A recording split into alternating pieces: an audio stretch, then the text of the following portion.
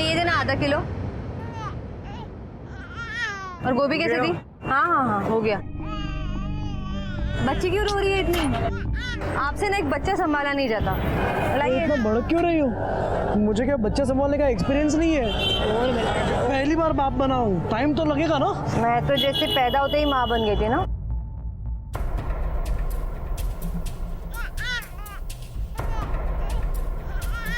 नहीं नहीं ये लो पैसे दो। अरे वहाँ क्या देख रहे हो? पैसे दीपक। हाँ क्या देख रहे हो आप? चलो ये लो।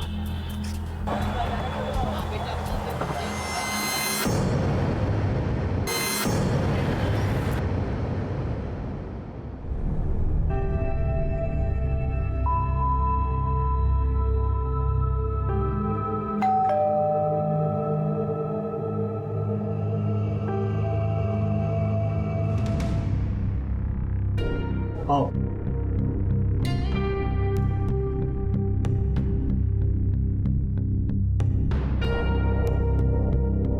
आपने जितना पैसा मांगा मैंने दिया आपको। बस अब मेरा प्रोजेक्ट पास करवा दो आप। समझ लो आपका प्रोजेक्ट पास हो गया। अब आप जाके काम की तैयारी शुरू करो।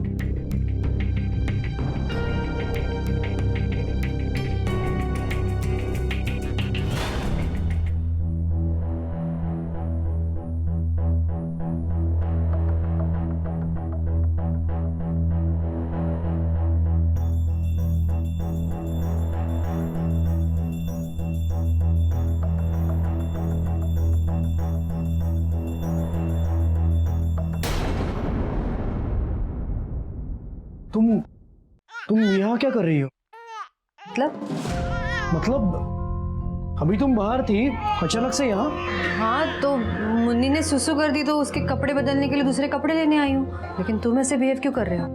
नहीं, बस यूं ही अचानक से तुम्हें देख लिया तो। देखो मुझे ऑफिस के लिए लेट हो रहा है। अब मैं निकल रहा हूँ, शाम को मिलते हैं। शाम को कहीं बाहर चलते हैं ना, खाना भी बाहर खा लेंगे। ठीक है, मैं ऑफिस से निकलते ही तुम्हें कॉल कर लूंगा। तुम रेडी रहना, पिकअप कर लूंगा।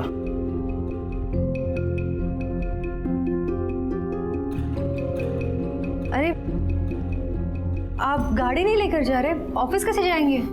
बहुत ट्रैफिक होता है, घंटों ट्रैफिक में खड़ा रहना पड़ता है, इसलिए मेट्रो से चला जाऊंगा। 10 मिनट में ऑफिस। ठीक है, शाम को मिलते। बाय।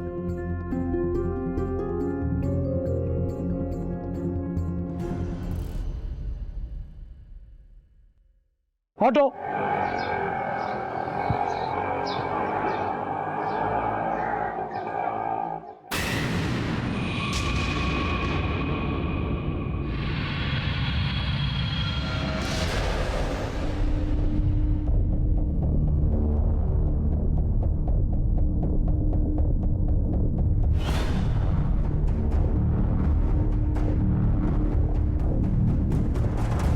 ऑटो।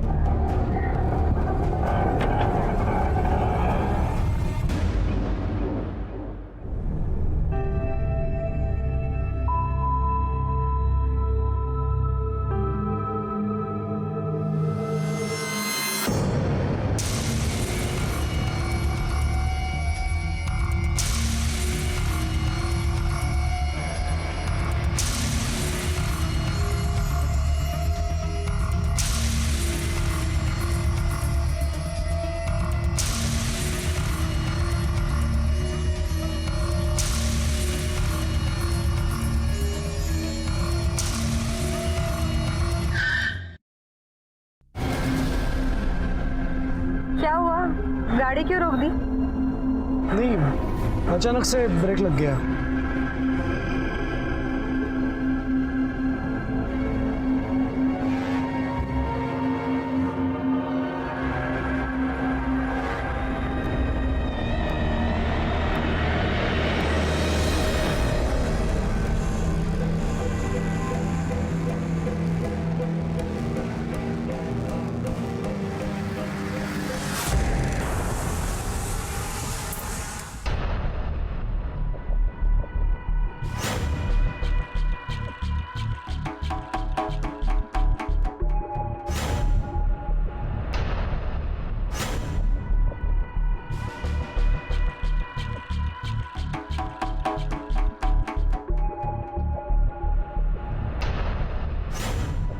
अरे मेरा बच्चा क्या कर रहा है?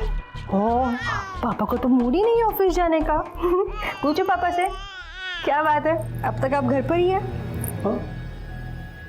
क्या हुआ, क्या सोच रहे हैं? नहीं, कुछ नहीं। देखिए, अगर कोई परेशानी है तो बता दीजिए, बात करने से मन हल्का हो जाता है। बताइए। सुनो ना, कुछ दिनों से मैं नोटिस कर रहा हूँ, 2 लोग मेरा पीछा कर रहे हैं। घर के आसपास भी मैंने उन्हें देखा है। यहाँ पे सो जा बेटा। क्या कोई आपका पीछा कर रहा है? हाँ। ऐसे कैसे कोई आपको परेशान कर सकता है? तो कोई आपको परेशान कर रहा है इसलिए आप ऐसे घर में बैठे रहेंगे? हाँ, चलिए आप मेरे साथ, मुझे दिखाइए कौन है वो। चलिए माँ जी, आप जरा मुन्नी का ध्यान रखना, मैं आती हूँ। चलिए चलिए चलिए, देखते कौन देख रहा है। कहाँ से देख रहा था? हाँ, आइए आइए देखते। अरे आइए, कहाँ पे है बताइए, कौन है, कहाँ है? क्या कोई है? कोई भी नहीं है आसपास। अब खामखा टेंशन ले रहे हैं। ये लीजिए, ये लीजिए, ये सब आपका वहम है, कोई नहीं है आसपास। आप एकदम रिलैक्स होके ऑफिस जाइए। रिक्शा, जाइए जाइए, बैठिए। देखिए ज्यादा मत सोचिए, हाँ, शाम को मिलते हैं, बाय।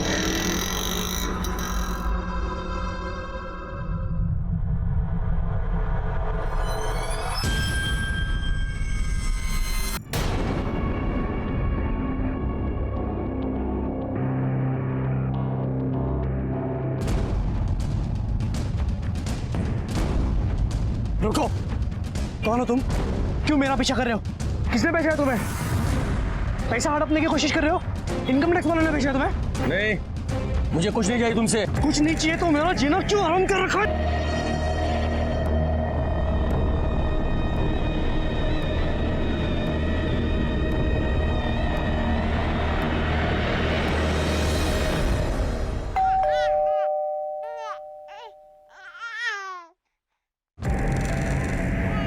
ये क्या हुआ बेटा? तेरे कपड़े कैसे फट गए? ये क्या हो गया? ये कैसे लग गया? ऐसे ही एक आदमी से टोपी में हो गई, उसने मुझे मारा तो मैंने भी उसे मारा। मतलब अब तुम मवाली लोगों के साथ मवाली बनोगे, सड़क पे मारपीट करोगे? अगर वो मुझ पर हाथ उठाए तो मैं भी उस पर हाथ उठाऊंगा, चाहे कुछ भी हो। देखिए अब दीपक,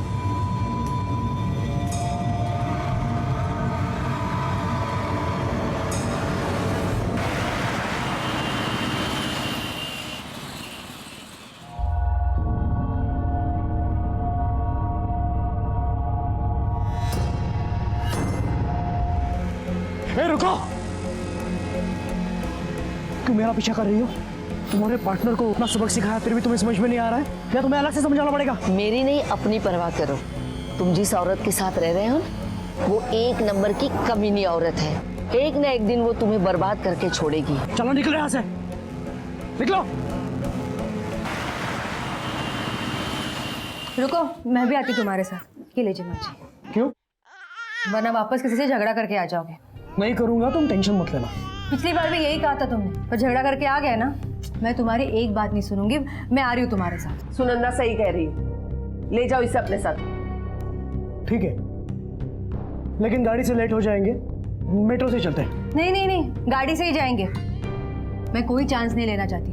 मैं गाड़ी चलाऊंगी और तुम्हें ऑफिस ड्रॉप करके वापस आ जाऊंगी। चलो चलो माँ जी, आती हूँ मैं।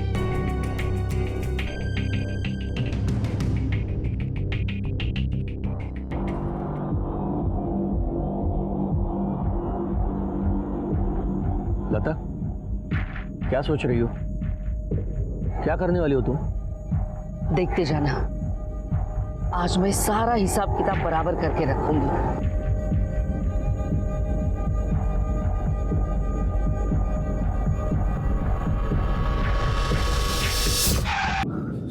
सुनो ना, तुमने ये क्या किया? लता,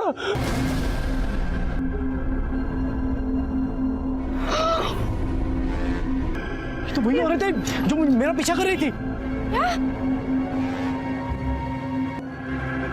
अरे क्या कर दिया? अरे पागल आदमी, अरे पी के चला रहा क्या गाड़ी? नहीं वो, अरे उसके पहले इसको हॉस्पिटल लेके चलो, चलो चलो। आओ भाई हॉस्पिटल।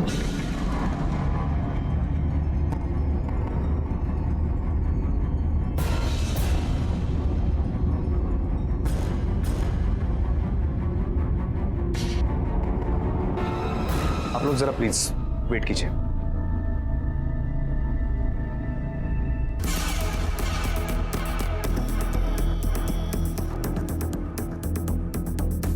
बाहर चोट के निशान नहीं है, मगर इंटरनल ब्लीडिंग हुई है, इसलिए केस काफी कॉम्प्लिकेटेड हो गया, इसलिए फिलहाल कुछ कहा नहीं जा सकता सर। ठीक है डॉक्टर। आप दोनों में से गाड़ी कौन चला रहा था? मैं चला रहा था, लेकिन इसमें मेरी कोई गलती नहीं है। वो औरत ही गाड़ी के सामने अचानक से आ गई। आप उसे पहचानते हैं?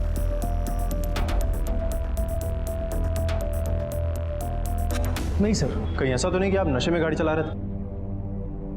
नहीं सर, वैसे तो मैं ओकेजनली लेता हूँ, लेकिन दिन के वक्त बिल्कुल नहीं। देखिए, आपके कहने से तो हम मान नहीं जाएंगे, आपको ब्लड टेस्ट करवाना पड़ेगा। तावड़े सर, इनको ब्लड टेस्ट के लिए लेकर जाओ। आड़ी मैडम। Yes sir. इनसे इनकी सारी डिटेल्स लो। ब्लड और डिटेल्स देने के बाद आप लोग घर तो जा सकते हैं, लेकिन जब तक ये केस सॉल्व नहीं हो जाता तब तक आप लोग इस शहर से बाहर नहीं जा सकते। जाइए।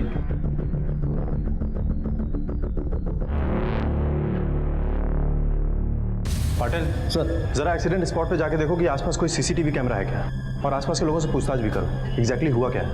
Okay sir. मेरे बाबू, अभी मम्मा आ जाएगी मेरे बाबू।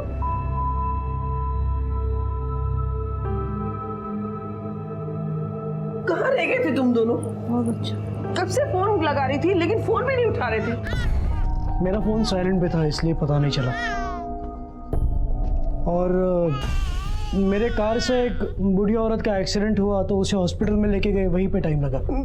सब कुछ ठीक है ना? उसे कुछ हुआ तो नहीं ना? नहीं नहीं, टेंशन लेने की जरूरत नहीं है माँ, वो ठीक है।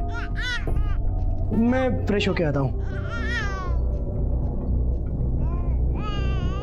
मैं मुन्नी को दूध पिला के आती हूँ।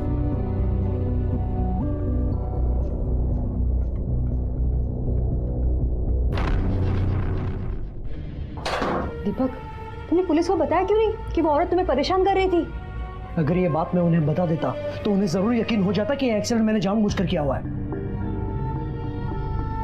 और एक बात, तुमने अगर ब्रेक टाइम पर लगाया होता ना, तो ये एक्सीडेंट नहीं होता।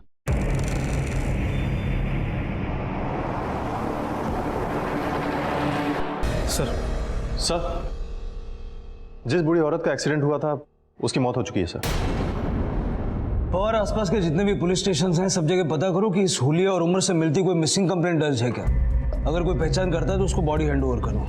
ठीक है सर। और सर, जिस आदमी की गाड़ी से ये एक्सीडेंट हुआ था, मैंने उसके बारे में पता किया है। उसका नाम दीपक बोरकर है, और पता चला है कि वो एक करप्ट म्यूनसिपैलिटी ऑफिसर है।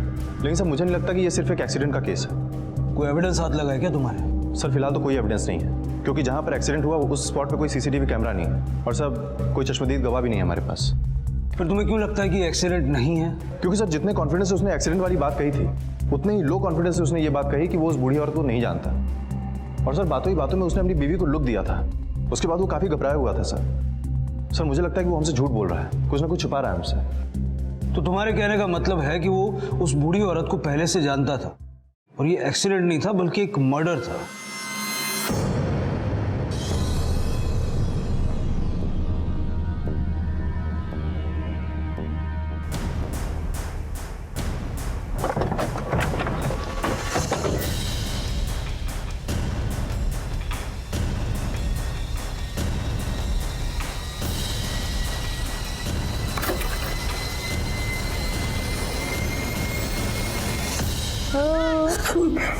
बेटा, पुलिस आई है। तू अच्छा।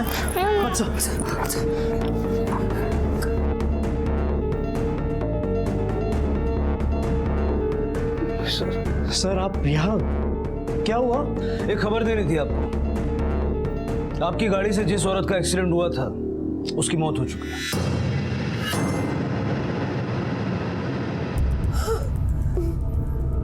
इंस्पेक्टर साहब, इसकी कोई गलती नहीं है, इसने कुछ नहीं किया, इसने जानबूझकर उसे नहीं मारा। देखिए आप शांत हो जाइए। अगर कुछ हुआ है तो इंक्वायरी तो करनी पड़ेगी ना। सबसे पहले तो हमारे लिए उस औरत की पहचान होना जरूरी है। आप वाकई नहीं जानते थे उसको? आइंदा से मेरे आसपास भी मत दिखना। चलो निकलो यहाँ से, निकलो। मैं सच कह रहा हूँ, मुझे कुछ नहीं पता।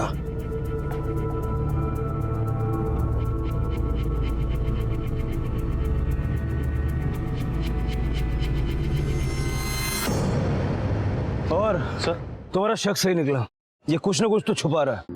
सर इसका अल्कोहल टेस्ट तो निगेटिव निकला है, लेकिन मुझे अब भी ऐसा लगता है कि ये एक्सीडेंट नहीं था।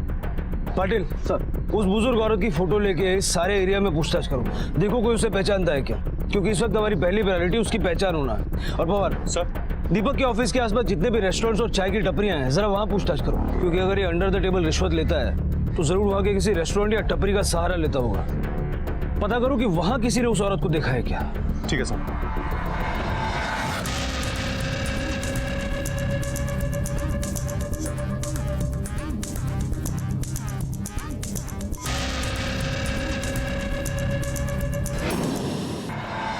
सुनो। हाँ साहब। इस आदमी को पहचानते हो? हाँ साहब, ये तो अपने दीपक साहब है। यहाँ म्यूनसिपलिटी में ऑफिसर है, यहाँ आते हैं ना चाय पीने के लिए। उनको यहाँ की चाय बहुत पसंद है साहब।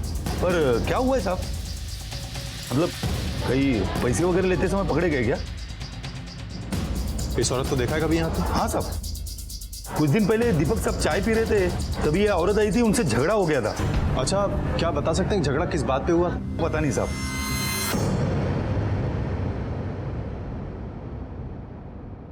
सर आप तो कह रहे थे ना कि रूटीन इंक्वायरी है, तो यहाँ क्यों? क्या हुआ भाई, बहुत घबराए हुए लग रहे हो। आपको पता चल गया क्या कि आपका झूठ पकड़ा गया? झूठ? कैसा झूठ? यही कि आप उस बुजुर्ग औरत को पहले से जानते थे, आपने उसे जान से मारने की धमकी भी दी थी, और आखिरकार ये एक्सीडेंट का नाटक करके आपने उसे मार दिया। सर मैं नहीं जानता कुछ, बल्कि वो औरत ही मेरा पीछा कर रही थी। वो ही नहीं, उसके साथ और एक बुजुर्ग आदमी भी था। वो एक नंबर की कमीनी औरत है, एक ना एक दिन वो तुम्हें बर्बाद करके छोड़ेगी। कौन है वो आदमी? सर मैं नहीं जानता, मैंने उन दोनों को पहले कभी नहीं देखा। और एक्सीडेंट मैं कैसे कर सकता हूँ, गाड़ी तो मेरी बीवी। तो फिर हमसे झूठ क्यों बोला? हाँ? वो बीवी को बचाने के लिए मैंने झूठ बोला। मैं उन दोनों के बारे में नहीं जानती सर। दीपक ने मुझे कुछ कभी बताया ही नहीं। अगर उस औरत से तुम्हारा कोई वास्ता नहीं है तो फिर वो ये क्यों कह रही थी कि तुम इसे बर्बाद कर दोगी? मैं नहीं जानती सर, वो औरत ऐसा क्यों कह रही थी। हम दोनों एक दूसरे के साथ बहुत खुश हैं सर। मैंने दीपक को कभी दुखी नहीं किया। आप चाहिए तो दीपक को पूछ सकते हैं सर, पूछिए। जब एक्सीडेंट हुआ तब गाड़ी तुम चला रही थी?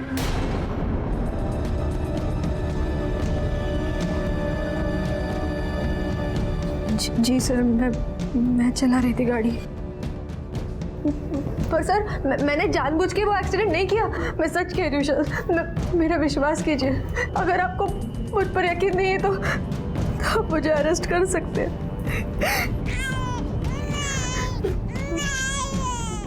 मेरे बच्चे को भूख लगी।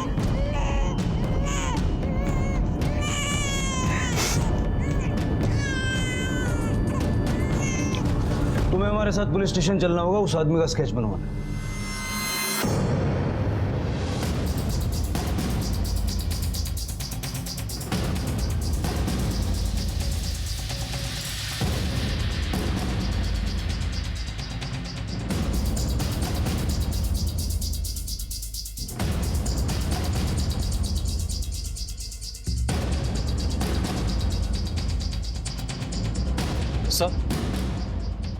सर दीपक ने जिस बुजुर्ग आदमी का हुलिया बताया था उससे ये स्केच बनाया सर।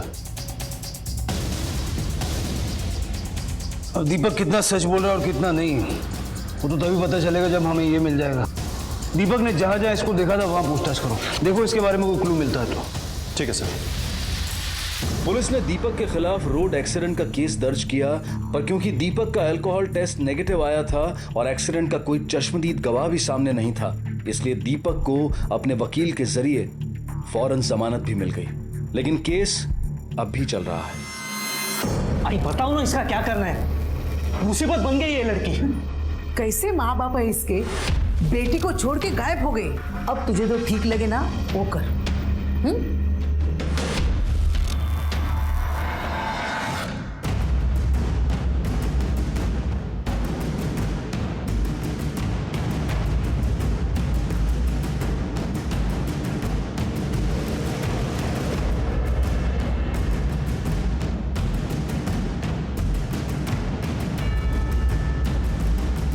पंडित जी, आपने इस आदमी को कभी मंदिर आते हुए देखा है क्या? इसे तो मैंने कई बार मंदिर में देखा है। वह भगवान की मूर्ति के सामने बैठकर एक ही बात रटता रहता है कि भगवान मुझे उसे बर्बाद करने की शक्ति दे। मैंने पूछा भी एक बार इससे कि तू क्या बोलता रहता है, पर उसने कोई जवाब नहीं। एक काम कीजिए, ये आदमी जैसे ही यहाँ पर आता है आप मुझे तुरंत इस नंबर पर कॉल कीजिएगा। ये रहा मेरा विजिटिंग कार्ड। जी चलो।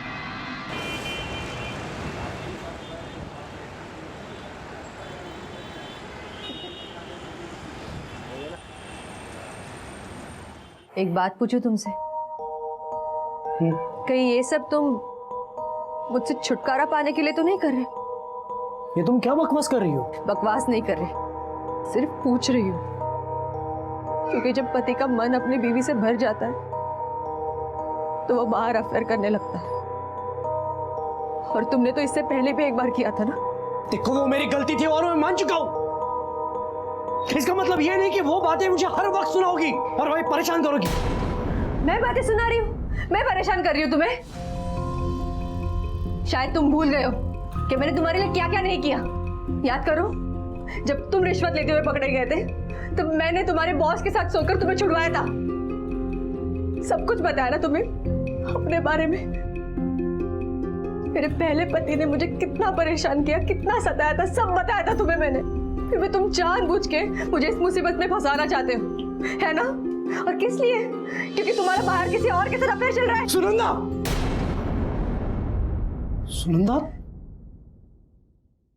तुम इतना क्यों सोच रही हो? ये ऐसी घड़ी है जहां हमें एक साथ रहना है। मैं तुमसे बहुत प्यार करता हूं। I love you.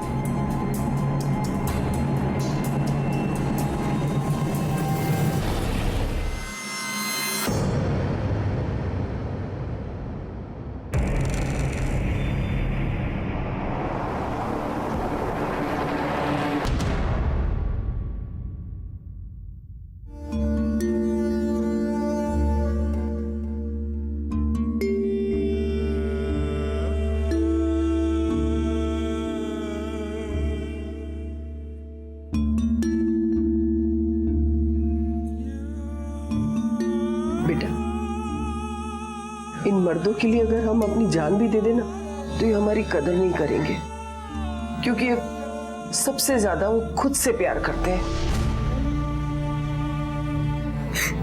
लेकिन मैं तुझसे एक बात कहना चाहती हूँ कि अगर मेरे बेटे ने तुम्हें धोखा देने की कोशिश की ना तो मैं तुम्हारा साथ दूंगी। अपने आप को कभी अकेला मत समझना बेटा। ये सब क्या हो गया माँ जी हमारे साथ, पता नहीं किसकी नजर लगाई हमारे घर को। फिक्र मत कर, हम लोग कल मंदिर चलेंगे और भगवान से प्रार्थना करेंगे कि हमारे घर में शांति बनाए रखे। सर, दीपक ने जिस बूढ़े आदमी का स्क्रिप्ट बनवाया था उसके बारे में अभी कुछ पता नहीं चला है सर। वो इसके सामने सारे थाने में सर्कुलेट भी करवाई, लेकिन कहीं से कोई लीड नहीं मिली सर। और इस बूढ़े कपल का दीपक और उसके परिवार के साथ कोई ना कोई कनेक्शन तो जरूर है, और दीपक का परिवार जानबूझ के हमसे सच्चाई छुपा रहा है। सुरेखा ताई, सुरेखा ताई घर में है क्या? सुरेखा ताई, कोई है घर में?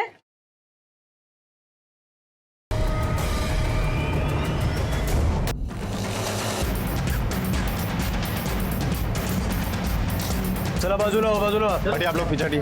ठीक है सर इसके हाथ की नस कटी हुई है।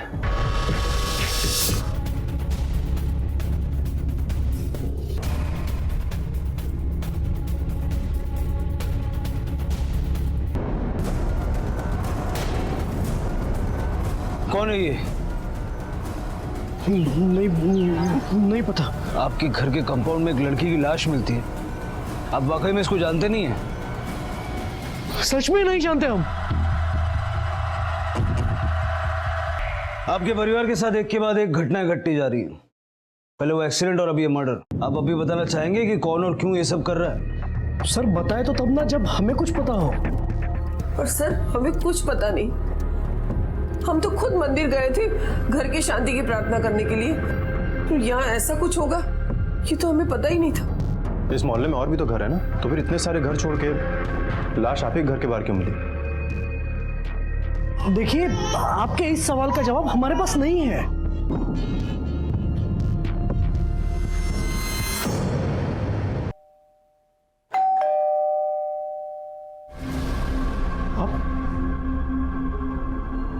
हमें आपके घर की तलाशी लेनी है। तलाशी? तलाशी आप ऐसा कैसे ले सकते हो? तलाशी आप बिना सर्च वारंट के आप तो तलाशी ले ही नहीं सकते। दिखाओ पवार, सर्च वारंट दिखाओ।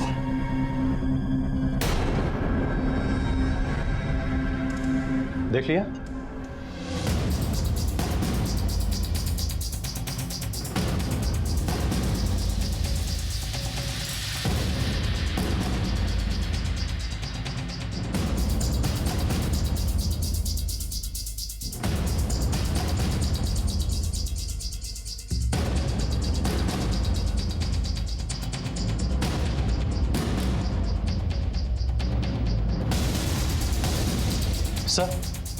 सर ये देखिए, बाथरूम से हमें ये फ्लैट के पेपर्स, ये चाबी और ये इतने ढेर सारे पैसे मिले।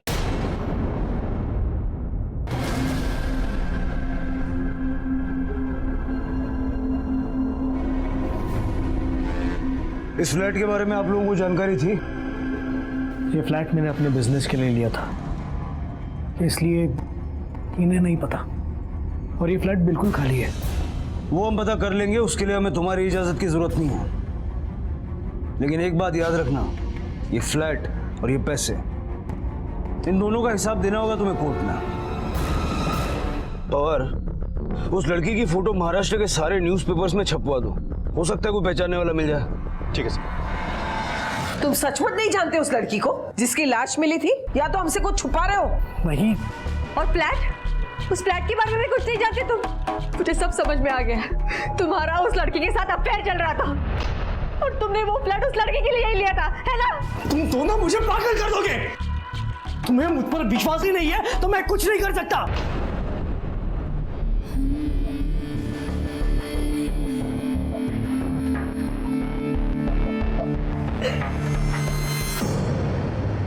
सर न्यूज़पेपर में देखकर पुणे के कुछ लोगों ने उस लड़की की शिनाख्त कर ली है। उसका नाम राखी था और वो सोमवार पेट की रहने वाली थी। पुणे में रहने वाली लड़की की लाश मुंबई में दीपक के घर के कंपाउंड में मिलती है। और ये केस कॉम्प्लिकेटेड होता जा रहा है, हमें एक टीम को पुणे भेजना होगा। सर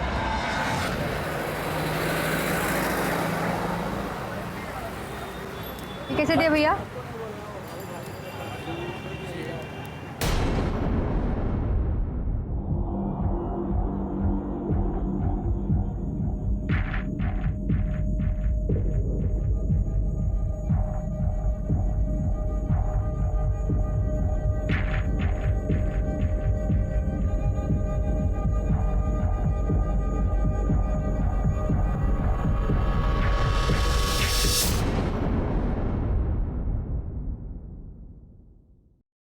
ये क्या बैग क्यों पैक कर रही हो? मैं कुछ दिनों के लिए मुन्नी को लेकर माँ के पास जा रही हूँ। क्यों? क्योंकि मुझे डर लगने लगा है अब यहाँ, पता नहीं कब क्या हो जाए। आज कोई आदमी मेरा भी पीछा कर रहा था। आदमी पीछा कर रहा था? मेरे वो तो वही आदमी होगा ना, लेकिन इसमें डरने वाली बात नहीं है। पुलिस उसे ढूंढ रही है।